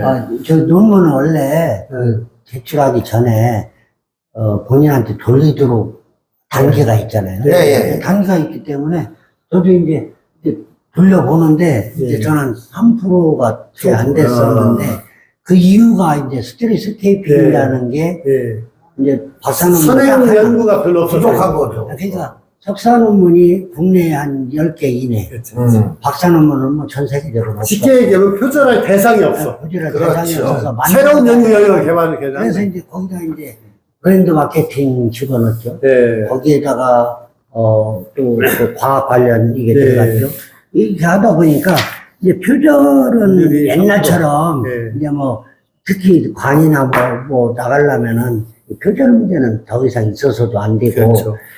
또 그래서 해서도 안 되고. 또 지금 과정 속에서 이미 논문을 쓰기 전에 그걸 데이터를 내라고 하기 때문에 그러니까 지금 같은 이런 빅데이터가 구축되지 않던 시절의 얘기예요. 그렇죠. 지금은 불가능하다. 그러니까 사실 이제 표절은 그래서 불가능하지만 사실은 대필 논문은 가능해요. 그러니까 논문 전문가라면 그 표절 그 검색기를 다 피해서 쓸 수는 있어. 그러나 그렇게 딴 하기는 무슨 의미예요? 아무 의미가 없기 때문에 제가 이제 사실은 일단은 그 박사로서 연구를 할 줄 모르는 거죠. 그렇죠. 그것도 있고 그리고 난 그것도 대필도 좀 불가능하다고 보는 게 이제 지도교수 또는 이제 그 심사 하는 분들한테 어마어마한 지적을 당하잖아요. 막 들어서 대필 안 되고 물어. 새까맣게 적어 오잖아요. 녹음해가지고 뭐 이거 한 분마다 그것도 손을무녀 지적사항 나온 것도 말하자면 고치려고. 그거 고칠 때 제가 3개월 동안에 이제 3시간씩 자고 썼는데 그 수정하느냐고 잇몸이 부어가지고 잠을 못 자니까 잇몸이 붓고 스트레스가 심하니까. 머리 빠지고, 잇몸 죽고. 그거 씹으면 맛도 안 느껴지죠. 잇몸이 다 부어가지고. 그래가지고, 그때 저 한 4kg 이상 뺐어요. 그, 살 빼고 싶은 분은, 하기로만 하고 하기로는 어려운 주제로 잡아보시고, 일단 이제 우리가 이제 큰 고비를 넘어갑니다. 이제 정리하는 쪽으로 가는데, 우리가 논문을 쓰다 보면 이제 가장 이제 절정기에 다다라요. 이게 언제냐면 논문 쓰는 거. 논문 심사. 그렇죠. 심사. 이 논문 심사의 과정을 해본 사람들은 숨 막히는 과정이에요. 이건데, 요거에 대해서 좀 경험담 한번 좀 풀어보시죠. 우리 먼저, 네. 박 박사님. 저 같은 경우는 이제 크게 걱정은 안 했어요. 왜냐하면 지도 교수님들 평소에 늘 이렇게 같이 이제 저도 어쨌든 뭐 야간 대학 강의를 한 10여 년 하다 보니까 평소에 지속적인 관계를 소통을 해오셨고. 소통을 해왔기 때문에 논문 안 쓸 때 그분들이 10년이 지나면 박사를 못 쓰니까 그렇죠. 연장 그분들이 해주셨어요. 그러다 보니까 이 처음에 준비부터 그 과정들이 저는 엄청난 혜택을 받았다고 생각이 들어요. 예를 들면 언제 만나자 하는데 뭐 시간이 엇갈려서 못 만난다 이런 게 없었어요. 보고 싶을 때는 언제든지 볼 수 있었고 만날 수 있을 때는 언제든지 만날 수 있었다. 그리고 만나고 헤어졌다가 또 이렇게 한 장소에 모일 또 지근거리 있었기 때문에 그래서 그런 차원에서는 큰 어려움은 없었다. 우리 박 박사님이 다니시는 명문 내치대인데, 이 경우는, 우리 박 박사님의 경우는 정말 좋은 그 환경에서 좋은 교수님들과 함께 공부한 케이스이기도 하고, 이제 제가 들은 바로는 정말 교수님들의, 사실 이거는 제가 들은 거, 취재한 것만 얘기하면, 일종의 갑질이라든가, 말도 안 되는 트집으로 고생한 사람들이 상당히 있어요. 근데 했는데 특히 그게 논문 심사 과정에서 많이 드러난다고 해요. 근데 우리 책의 저자이신 김 박사님은 논문 심사 과정을 저는 심사 과정이 심사를 했던 그 한 3개월 남짓 그 심사 지적사항을 받고 논문을 고치는 과정이 그걸 뭐라고 표현하죠? 이 머릿속에서 막 스파크가 팍 튀는 거야. 나 그때가 정말 공부가 이렇게 황홀한 거구나 하는 생각을. 그러니까 그 지적사항을 받아 적는데 구구절절히 맞는 얘기를 하는 거야. 어쩌면 저 사람들이 이렇게 거기에 특화되신 분들이라니까요. 그래가지고 그때 사실은 이제 그 심사 받기 전에 그때도 내가 논문이라는 것에 대해서 굉장히 좀 뭐랄까 이렇게 좀 제대로 머릿속에 세팅이 안 돼 있던 것 같아요. 근데 그 5명이서 막 동시다발적으로 따다다다다다 지적을 해주는데 그걸 막 다 받았고 녹음해오고 해가지고 거기에 맞게 수정해 나가는 과정 때 내가 논문 이렇게 쓰는 거구나 하는 게 머릿속에 탁 터지더라고요. 근데 그때가 제일 그건 이제 좋은 점 얘기했는데 위기와 고통 뭐 이런 것도 있었을 것 같아요. 왜냐하면 때가 충분하게 지적사항을 고쳐서 가져갔는데 또 지적났을 때 그 절망감 같은 것도 있었을 것 같은데 혹시 아니 근데 있었는데 저는 이제 그 5분이 심사를 석사는 3명 5분인데 학내에서 2분 그리고 그렇게 하죠. 외부에서 이제 3분. 그런데 이제 학내는 지도교수하고 이제 한 분 더 하고 나머지 3분은 외부에서 모셔오는데 그분들도 실력자였고 인격자였어요. 그래서 불필요하게 저를 피곤하게 하고 하는 게 아니라 정말 가르쳐 주려고 하고 꼭 지적해야 될 부분을 콕콕 찍어서 지적을 해줘서 제가 논문 통과할 수 있었어요. 알겠습니다. 그럼 제가 사실 우리 시장님한테 그 좋은 정보를 전달하기 위해서 제가 핵심적인 것만을 찍어서 여쭤보는데 사실 논문 심사 과정이 정말 숨막히고 어렵다고 제가 들었기 때문에 질문을 했거든요. 근데 두 분의 말씀을 들어보니까 뭐냐면 좀 그건 옛날 얘기고 지금은 정말 그 어떤 순리에 의해서 자기가 열심히 노력한 만큼 지도 교수님과 심사위원들이 받아주기 때문에 그거에 너무 긴장할 필요 없다. 이렇게 우리가 정리할 수 있을까요? 그 말씀을 한 번 더 얘기하면 저도 사실 굉장히 걱정했어요. 이거 뭐 이때가 갑질에 아주 그 최고점이라는데 그러니까 이거 그 점에 어떡하지? 대해서는 걱정할 필요가 없다. 네. 시대가 많이 바뀌었다. 예. 그래서 우리 선배 박사들 얘기로는 그때 다 때려치고 싶었다. 네. 그렇죠. 그래서 그분하고 술을 한 잔 먹은 적이 있어요. 네. 끝날 줄 알았는데 이 사람은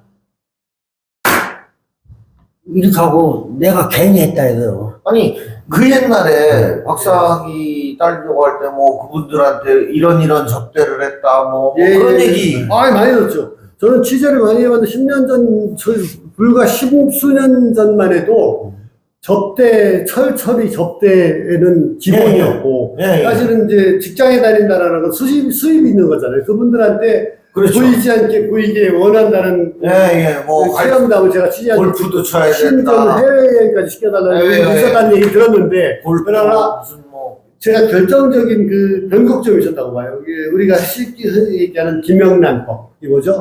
청탁금지법. 이거 이후로 특히 이 학내에서 벌어진 이런 것도 많이 해소됐다고 보는데 두 분의 박사님의 얘기를 들어보니까 이런 문제는 최근에 대학원 간에 그런 것으로 되겠습니다. 저는 뭐 제 경험으로는 단연코 없었다. 네. 이렇게 해서 이제 논문은 통과를 했습니다. 이제 이 고비를 넘어서 통과를 했어요. 이제 땄어. 아까 들어보니까 그 악수할 때 눈물이 핑 돌았던 우리 김박사님. 이 이후로 이제 학위를 따고 나서 여러 가지 이제 또 프로세스가 있거든요. 학위식, 예. 수여식도 하고 예. 또 뭐 기념 촬영도 하고 여러 가지가 있는데 학위 수여식을 이제 앞두고서 어떤 생각을 했고 어떤 준비 같은 걸 하셨을지 한번 좀 들어보고 싶어요. 일단은 심사위원들이 심사지에 도장을 찍을 때 예, 이때가 최고의 감동이고 예. 막 정말 다시 코끝이 시큰해질 정도로 감동이었고 졸업식 학위 수여식 날은 뭐 특별한 건 저기 없는데 내가 들어보니까 그날 저기 그 다른 사람보다 좀 멋있는 학위 목을 입고 나오셨다고 제가 간접적으로 들었는데. 아니. 그게 이제 박사 학위를 했을 때 그때 내가 형님한테도 얘기했잖아요. 어떻게 할 거냐고 그래서 빌려준다는데 글쎄 하고 이제 뭐 이렇게 찾다 보니까 박사 가운 이렇게 검색을 해보니까 뭐 업체가 있더라고요. 그래서 전화를 해보니까 아유 고생하셨는데 하나 됐어요. 하셔요 뭐 이렇게 얘기하더라고요. 그래서 뭐 머리 둘레 재고 네. 뭐 키, 네. 뭐 품, 뭐 이거만 해서 올리면 해준다고 어느 학교 하면은 네. 서울 업체였는데 네. 다 양식대로 해주는 다 있다는 거야. 그래가지고 이제 아니 뭐 빌려도 돈 좀 내야 되는 네. 지분이다 하세요. 학위 먹고 우리 박 박사님 어떠세요? 그래서 저도 이제 만드셨죠? 이게 누가 축하하는 의미로 네. 모대학 계신 분이 돈을 보내왔어요. 이거 소원이 넘기면 안 된다. 예. 이것도 지나면 또 언제 또 찍을 수 그치. 있고 네. 그 기회를 잘 잡아서 해야 된다고 하고 50만 원을 이렇게 넣어서 보내왔어요. 그래서 지인이 네, 지인이. 그래서 그러니까 옛날 어떻게든 뭐 취재를 통해서 아시는 분인데 예. 고생하셨다고 하면서 예. 이거 정말 잘 그래서 이제 저 같은 경우는 스튜디오 가서 찍고 이제 지금 집에다 걸어뒀어요. 지금 우리 박 박사님도 이제 그거로 지인의 선의를 네. 사셔서 이제 집을 보관하고 계시고 이제 기념사진도 찍으셨네요. 집 장롱도 좁은데 네. 보관하고 있으니까 이제 귀찮을 수도 있는데 그때 그 가운 제작하는 업체 대표가 저한테 한 얘기가 있어요. 그분이 이제 무슨 마음을 먹고 그런 얘기를 했는지 모르지만 큰 고생을 해서 박사학위를 따셨는데 요새 트렌드가 있다는 게 뭡니까? 그랬더니 박사학위를 갖고 돌아가신 분들이 관에 입관하기 전에 영옷을 입고 뭐라 하죠? 배옷이라고 그러나요? 그치. 선배 수의를 수의. 박사들은 거기다 가운을 입힌다는 거예요. 그 소리는 처음 들었네. 그분이 나한테 그러더라고. 그게 요새 트렌드라는 거야. 그래서 했어요. 잘하셨습니다. 하여튼 이제 우리 시청자 여러분, 하기 어렵게 땁니다. 그러면 정말 학기복 하나 꼭 장만하시면 죽는 순간에까지 기념이 될 것 같고 가족들한테도 큰 기분이 될 것 같고요. 자, 그러면 이제 따고 나서의 느낌들에 대해서 좀 여쭤보고 싶은데 내가 스스로 박사가 됐다라고 느낄 때가 있다면 언제 그런 거 느껴요? 우리 먼저 김 박사님. 네, 저도 마찬가지입니다. 이제 예. 박사 따고 제일 먼저 명함부터 바꿨어요. 네. 크게는 안 썼지만 그렇죠. 교육학 박사 예. 조그맣게 썼는데 그것도 다들 알아보시더라고요. 그렇죠. 그래서 내가 이제 이 책 여기다 썼죠. 박사가 되고 나면 달라진다. 내가 세상을 보는 눈이 달라지고 세상이 나를 보는 눈이 달라진다. 예. 이게 참 제가 만든 그래. 말이지만 명언이라고. 이거는 진짜 박사님의 모든 거를 담고 있네요. 예. 같이 제가 세상을 보는 눈이 바뀌더라고요. 자신감도 생기고 뭐 무심히 보이던 게 이거 연구해볼 가치가 있다. 이거 정도는 누군가가 연구를 했으면 좋겠다. 내가 다음에 이런 연구 좀 해볼까 하는 생각이 들더라고요. 그게 바뀌는 그게 엄청난 거란 말이에요. 그게 나는 진짜 박사가 되고자 하는 목표는 그거일 수도 있어요. 우리 같은 사람. 예. 어디 가서 교수하려고 하는 거 아닌 사람도 있잖아요. 예. 나는 그 말이 네. 좀 마음에 와닿았는데 본인이 뿌듯할 뿐만 아니고 세상에 나를 대하는 그런 것들이 은근히 달라지고 얼마든지 느낄 수가 있었는데 특히 이제 저 같은 경우는 그걸 하고 나니까 하자마자 또 대학원에 또 복귀를 해서 강의를 또 강의를 하게 되고. 제가 이 책에다가도 또 말미에 그렇게 썼어요. 내가 지금까지 10서너 권, 18권의 책을 썼는데 지금까지는 석사가 쓴 책이다. 근데 이 책은 박사가 쓴 아. 책이다. 제가 이제 이 책 말미에 그렇게 썼어요. 그러니까 아까도 제가 말씀드렸지만 저는 글쎄 뭐 돈을 벌고 뭐 이런 거에 큰 관심 없어요. 그래서 그냥 내가 박사라는 사실이 자다가 일어나서 웃을 정도로 난 좋았어요. 저기 박 박사님한테 여쭤볼게요. 네. 박동일 박사님은 현재 기업체 사장도 하시고 우리 대전 지역의 큰 언론인 클럽 회장도 하시는데 사장, 회장, 박사가 있단 말이에요. 네. 언론사에서 국장을 하셨단 말이에요. 뭘 불릴 때가 제일 뿌듯한 건지. 현재는 또 이제 박사님이죠. 근데 박사님이죠, 역시? 근데 이제 그동안 지내온 사람들은 예. 좀 이상해요. 그래서 국장님이라고 부르는 사람이 많아요. 그렇죠. 옛날 직장에 옛날 만났던 사람들. 그리고 지금 사회에서 한 사람도 박사논문 쓰기 전에 그러니까 이 경험의 서로에 대한 그 교차점이 클수록 그래서 저는 그냥 국장님이 편해요. 국장님을 부르고 싶어요. 이런 사람도 있는데 박사를 처음으로 뭐 다 아시겠지만은 출판할 때 박사님 많이 하잖아요. 출판사 사장이. 그렇죠. 그때 많이 불러. 그때 박사 처음에 들었을 때는 어색하죠. 이 사람이 수없이 불러줘요. 이거 뭐 교정이나 뭐 이렇게 해가면서 그때 이제 박사에 조금씩 져들어요. 그때. 시간이. 그 양반이 나를 박사로 느끼게끔 해주는 거예요. 박사님, 예 박사님, 전화하면 예 박사님. 그래서 어느 순간에 내가 박사가 돼 있는 거예요. 저는 잘 아는 후배한테 맡겼더니 이 녀석이 형. 근데 그 출판사부터 시작돼요. 박사 가운 업체 사장님은 계속 박사님 이렇게 해주더라고요. 그래서 박사로 먹고 사는 사람들한테 박사님 들으면서 자기도 모르게 했는데 처음에는 맨 처음에 이게 낯설고 어색하다가 저 한마디만 또 생각나는 일이 있었어요. 뭐냐면 이제 그때 제가 학위 따고 얼마 안 지나서 엄마가 이제 많이 아프기 시작하셨어요. 그래서 어머니 병치레 한 1년 정도 하셨는데 뭐 요새 간병인 쓰잖아요. 간병인. 그래서 이제 또 급히 이제 뭐 병원에 실려가셔가지고 이제 제가 밤에 갔어요. 그랬더니 이제 급하게 또 이렇게 수배를 해서 간병인이 오셨단 말이에요. 그러니까 이제 엄마가 들어놓아서 저한테 간병인 들으라는 거죠. 아유, 김 박사 이제 집에 가. 여기 간병인 계시잖아. 김 박사는 이제 집에 가. 이렇게 하시더라고요. 근데 저는 그게 굉장히 기억이 나고. 그러니까 어머님의 그 어떤 그래서, 내가 정말 어머니 생전에 내가 했던 효도 중에 제일 큰 효도가 아니었을까 하는 생각 정도. 특히 어머니들은 뿌듯하실 거예요. 그렇죠. 얼마나 네. 잘 걸려. 그러니까, 손자 안 줬던 거 하고.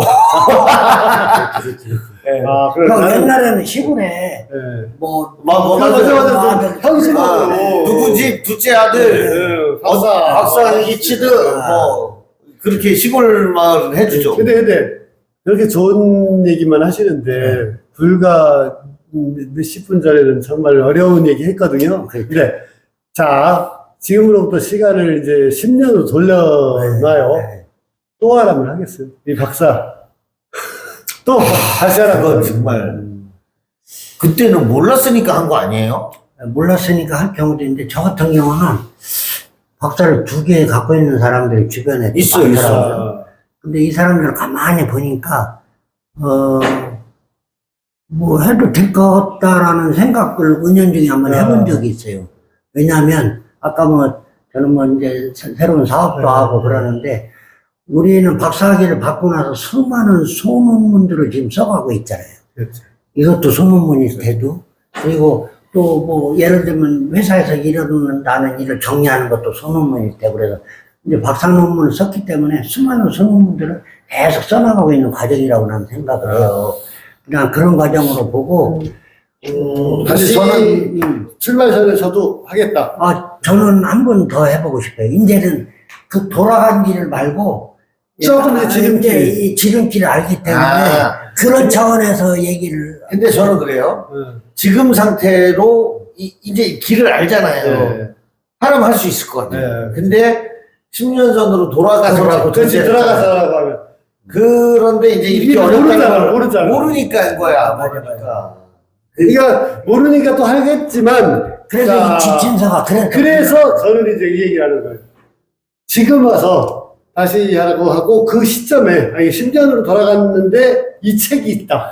이 책을 읽었다. 이 책을 봤으면 내가 다시 바른 길로 도전할 것 같아요. 저는 이 책이 주저주저 머뭇머뭇하는 사람들, 이제 그 늪에 빠져서 헤어나지 못하는 사람들의 내비게이션 역할을 할 것이고, 최소 2년 이상은 졸업을 앞당겨 줄 거라고 저는. 그럼 여기서 핵심 질문. 예.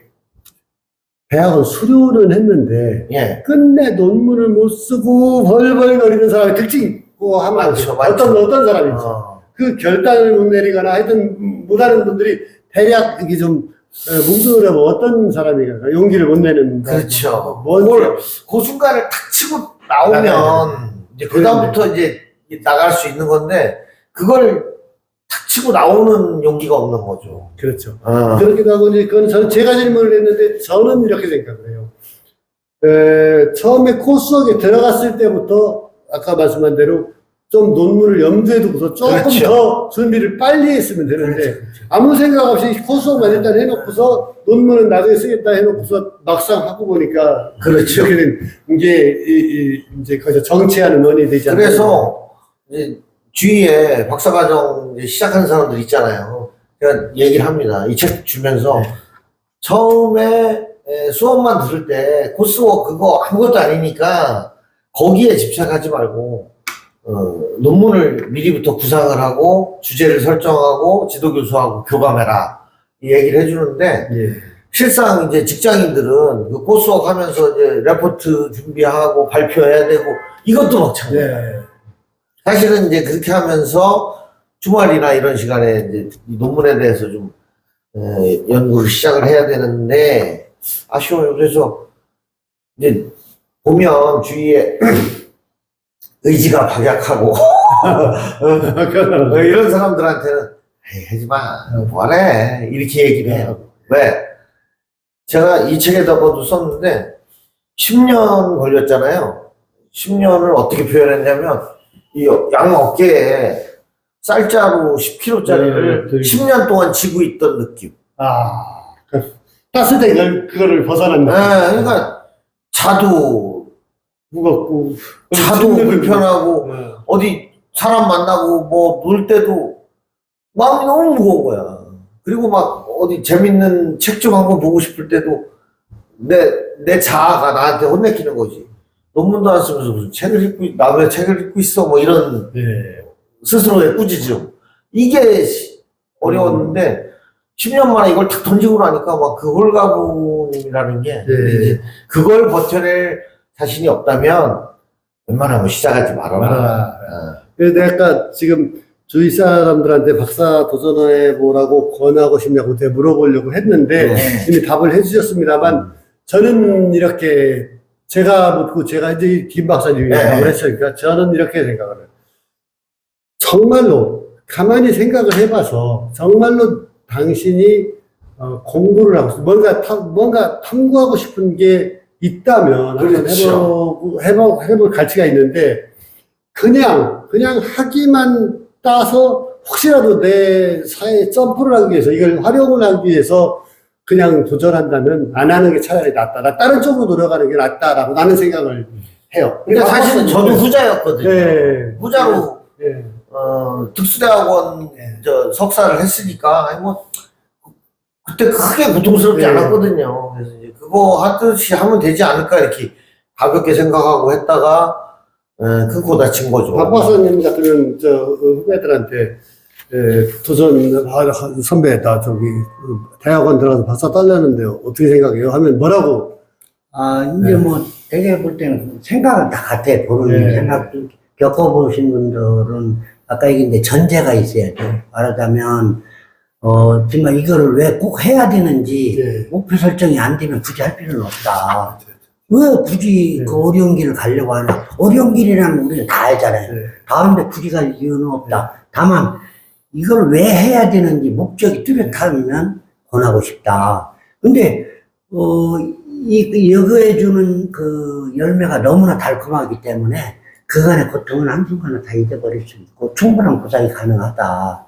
근데 그 보상이 우리는 그동안 주병야동이기 때문에 뭐 학문적으로 큰 업적을 이루고 좀 전에 말씀하신 대로 부족하죠. 우리가 뭐 아인슈타인도 아니고 어떤 연구를 할 수 있는 자격을 얻는다는 좀 어려운 자격증을 따는 거라는 차원에서 그렇게 생각하면 한번 도전해보라고 권하고 싶어요. 왜냐하면 이것은 세상에서 가장 어려운 것 중에 하나예요. 그러면 이거를 이루는 순간 나는 앞으로 모든 일을 자신있게 이뤄나갈 수 있다는 가능성을 늘 갖고 있기 때문에 나는 그런 차원에서 또 어려운 일을 해결해 나가는 길을 알 수가 있잖아요. 그래서 그런 차원에서는 권하고 싶다 이런 말씀을 드립니다. 오늘 그 긴 시간 동안 우리가 이제 재밌었어요. 알아야 박사를 하지라는 책을 가지고 대화를 나눴는데 저도 상당히 유익했습니다. 우리 시청자 여러분들도 유익해서였을 것이라고 믿어 의심치 않는데 마지막으로 이제 저자의 말씀 맨 마지막에 여쭙도록 하고 저랑 우리 박 박사님이 이 책을 보고서 소감 이 책의 가격이 2만 원짜리입니다. 2만 원을 들여서 이 책을 온라인에서는 한 18,000원 정도 이분들한테 이 책에 대한 소감을 한번 좀 말씀을 했으면 좋겠네요. 일단 저부터 말씀을 드리면 저는 이렇게 생각을 합니다. 이 책은 아까 처음에 저자분이 이미 말씀을 하셨습니다만 박사의 그 험난한 길, 복잡하고 험난한 길, 어떻게 보면 끝이 보이지 않는 험난한 길을 효율적으로 안내해주는 내비게이션임에 분명해요. 그런데 그렇다고 해서 그 내비게이션의 안내를 따라서만 간다고 해서 엄청나게 편한 길이 아니거든요. 저는 이 책은 학위라든가 대학원을 지나가고자 하는 사람은 먼저 이걸 읽어보시고 포기하는 방법으로도 활용을 할 수 있다. 읽어보시고서 이거 내가 보니까 어렵겠다. 그럼 포기하는 데도 유용하다. 그렇지만 대학원을 가서 학위를 따려는 사람은 꼭 읽어봤으면 좋겠다. 이런 생각을 했고 특히 결국 절대 포기하지 마시라라고 얘기하는 우리 저자의 말씀을 듣는데 그 이유를 제가 오늘 저자님한테 들었어요. 뭐냐면 이거를 할 때 그 희열, 어떤 그 배움의 희열을 느꼈다는 것. 또 하나 우리 박 박사님이 그 문제 해결의 능력을 박사학위 통해서 얻었다는 이 기쁨을 두 분이 말씀하시는 걸 보면 같이 볼 때는 절대 포기할 필요는 없다. 그러나 그 길의 그 험난도를 볼 때는 이 책을 보고서 결정을 했으면 좋겠다. 그래서 대학원 진학을 앞둔 사람은 꼭 한번 읽어봐라. 이렇게 추천하고 싶습니다. 박 박사님도 책 읽은 소감을 한번 말씀해 주시죠. 저는 이제 이 책을 대하는 이제 층이 여러 층이 있을 거라고 봐요. 근데 이 책을 보면 세 가지로 분류가 돼요. 이제 우리 같이 박사를 한 사람은 공감을 할 테고, 그 다음에 이제 공감 중에 또 동감이라는 게 동감. 맨 처음에 완전 동감을 할 테고, 예. 우리 두 번째까지는 이제 공감과 동감을 할 수 있다고 봐요. 예. 왜냐하면 그 과정을 겪어왔기 때문에. 근데 이것을 겪지 않은 사람은 소통의 방법을 좀 알았으면 좋겠다. 근데 그 소통을 하려면 이 책을 반드시 봐야 된다. 그러니까 소통은 교감이 있어야 되는데 이 책을 통해서 뭔가 사전 지식을 얻은 다음에 논문을 쓰면서 소통의 과정을 겪어야 논문을 쓸 수도 있고 박사가 되는 길이 크게 열리지 않나 이렇게 생각이 돼서 저는 이 책은 동감하고 공감하고 소통하는 차원에서 꼭 봤으면 좋겠다. 역시 박사다우신 말씀. 자, 그럼 오늘 저 대화의 대단의 막을 내립니다. 누구냐면은 박사에 대한 박사에 대해서 누구보다 잘 아는 김도훈 박사님이 알아야 박사를 하지라는 책에 대한 마지막 설명을 드리면서 마치도록 하겠습니다. 고맙습니다. 재밌었어요. 정말 재밌었어요. 한 번도 NG 안 나오고 자연스럽게 왔어요. 아까 얘기가 됐듯이 이 해보지 않은 사람들은 오해가 많아요. 표절한다며, 뭐 대필한다며, 교수들이 갑질한다며, 겪어보지 않은 것에 대한 막연한 두려움, 막연한 혐오 이런 것들이 있어요. 근데 막상 겪어보니까 그거는 대단히 침소문대돼 있는 사회적 편견이다. 뭐 교수들이 있겠죠. 그러나 내가 경험한 교수들, 물론 저를 지도해주고 심사해준 분들 말고 제가 두루 넓게 보니까 그렇게 인격적으로 모자란 사람도 아니에요. 지성인이고 그래. 그리고 아까 뭐 이제 김영란법도 얘기했지만 법제적인 것도 있겠지만 공부를 많이 하다 보면 그렇게 사람이 치졸해지지 않아요. 그래서 그런 것들에 대한 편견, 그다음에 이제 너무나 시스템이 잘 돼 있으니까 뭐 표절, 그리고 그만큼 또 자료 찾기는 또 얼마나 쉬워. 옛날처럼 막 도서관을 가고 진짜 가야 됐잖아 옛날에. 막 국회까지 국회까지 가야 돼. 국회 도서관 가고 그거 막 복사해오고 그죠? 사진 찍어오고. 지금 뭐 그냥 리셋 60년대 70년대 박사들은 논문을 직접 썼죠. 그래서 그렇게 해서 심사위원들이 빨간 펜 찍찍 그으면 이만큼 원고지에다 쓴 걸 다시 쓰고 막 했었던. 그래서 그런 이 책은 박사학위 과정 또는 대학원에 대한 상당한 오해, 진실 이것을 좀 갈라주는 역할을 할 수 있을 거라는 생각이 들고, 제가 이 책을 집필한 게 학위를 끝내자마자였어요. 그러니까 사람들이 가장 생생하고 따끈따끈. 그렇죠. 그렇지. 사람들은 저 미친 거 아니야? 논문 쓰느냐고 그 고생을 피곤이 상접해가지고 저런데 또 책을 써 했는데, 저는 이 촉이 살아있을 때, 이 촉이 죽기 전에 경험 내에 그대로 살아있어요. 내 이 경험이 머릿속에 최대한 많이 잔존할 때 이것을 살려내야 되겠다 해가지고 바로 쓴 거예요. 그래서 분명히 도움이 될 겁니다. 그리고 아까도 말씀드렸듯이 뭐 이제 온라인 판매, 오프라인 판매 하고 있고요. 2만 원 적혀 있는데 요새 온라인 하면은 10%가 할인해주고 또 적립도 해주고. 그래서 뭐 제가 책 팔지 않아도 저는 먹고는 살 수 있는 사람인데, 정말 박사라는 과정에 입문하고 정말 나는 박사가 되고 싶다는 분들이라면, 뭐 우리 교양도서 전공도서 뭐 몇만 원씩 하잖아요. 그거 사는데 뭐 이거 하나 못 사겠어요? 안 사시려면 학교 도서관에 신청하세요. 동네 도서관에 신청해 주시면 그 신청 도서란에 해주면 다 사주잖아요. 그렇게 해서라도 꼭 좀 읽어봐 주셨으면 좋겠다. 자, 그럼 오늘 새 박사가 진행한 알아야 박사를 하지 토론 마치도록 하겠습니다. 예. 마지막으로 한마디. 박사 함부로 보지 말아주세요. 박사 많다고 함부로 보지 말아주세요. 박사는 역시 박사입니다. 마치겠습니다. 네, 감사합니다. 박수!